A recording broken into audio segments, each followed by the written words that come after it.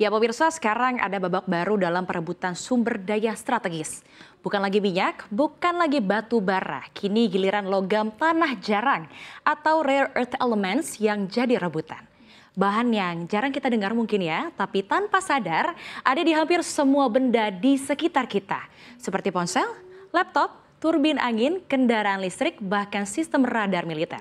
Kini langkah China memperketat ekspor logam tanah jarang memicu kekhawatiran global. Langkah China bukan hanya berdampak pada industri teknologi, tapi juga jadi senjata baru dalam perang pengaruh antara negara adik kuasa. Kita akan bahas selengkapnya dalam logam tanah jarang diperebutkan jadi senjata negara adik kuasa. China baru saja mengumumkan aturan baru yang memperketat ekspor logam tanah jarang. Mulai Oktober 2025, semua produk yang mengandung unsur strategis seperti neodymium, praseodymium, dan dysprosium hanya bisa keluar negeri dengan izin khusus dari pemerintah pusat. Mengapa bisa diperketat? Alasannya karena keamanan nasional. Namun analisis membaca sinyal lain. Langkah ini dianggap sebagai balasan halus terhadap pembatasan ekspor chip dan semikonduktor canggih yang selama ini diterapkan Amerika Serikat dan juga sekutunya. China menguasai lebih dari 70% produksi global dan hampir 90% pemurnian logam tanah jarang di dunia. Yang artinya apa? Kalau Beijing menutup kerannya, dunia bisa langsung kelimpungan. Dari pabrik mobil Tesla di Amerika sampai lini produksi pesawat tempur di Eropa, ini semuanya bisa kena imbasnya. Nah, dari informasi yang kami rangkum, kurang lebih ada beberapa aturan. Yang pertama, semua ekspor logam tanah jarang wajib izin pemerintah pusat. Yang kedua, produk militer kemungkinan akan ditolak nih nantinya. Lalu juga teknologi tinggi dievaluasi kasus per kasusnya. Dan ini ada tambahan 5 unsur elemen rare earth ke daftar ekspor terbatas. Apa aja? Ada holmium, yttrium, thulium, europium, dan ytterbium. Oke, dengan pengetatan aturan, akhirnya pemerintah Amerika Serikat dan industri terkait kini mengevaluasi langkah-langkah untuk memperkuat rantai pasok domestik agar tidak terlalu tergantung dari China. Banyak pihak melihat langkah ini sebagai tekanan politik tersirat dari Beijing, terutama menjelang pertemuan Presiden Xi Jinping dan Presiden Amerika Serikat dalam waktu dekat. Karena sejarahnya pemirsa, China ini sering menggunakan kontrol ekspor sebagai senjata dagang. Untuk apa? Untuk mengimbangi tekanan Barat dalam isu teknologi dan juga keamanan nasional. Dengan dominasi pasar mineral langka, ini China saat ini berada di dalam posisi tawar yang kuat, terutama di saat negara-negara Barat sedang berusaha membangun industri chip mandiri. Oke, ini ada 5 negara dengan komposisi tanah jarang terbanyak.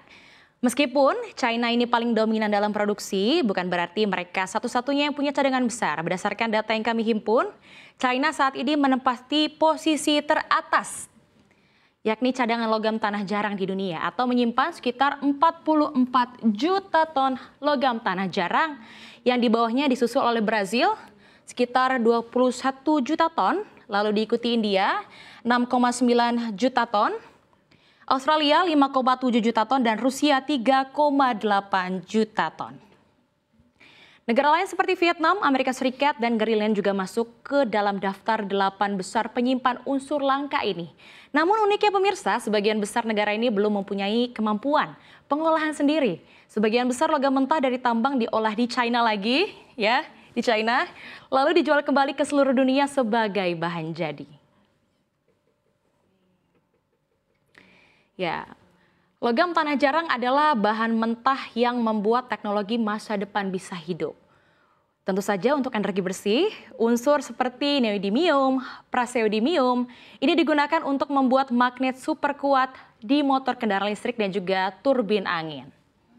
Nah, tanpa magnet jenis ini dari bahan-bahan ini, tentu saja tidak akan bisa secanggih sekarang pemirsa dan seefisien sekarang. Dan untuk industri pertahanan, terbium dan dysprosium dipakai dalam sistem rudal berpadu, radar dan juga sensor militer canggih. Kedua logam ini, nah terbium dan dysprosium, Ini dapat meningkatkan ketahanan magnet terhadap panas tinggi yang sangat penting untuk peralatan militer yang beroperasi ekstrim.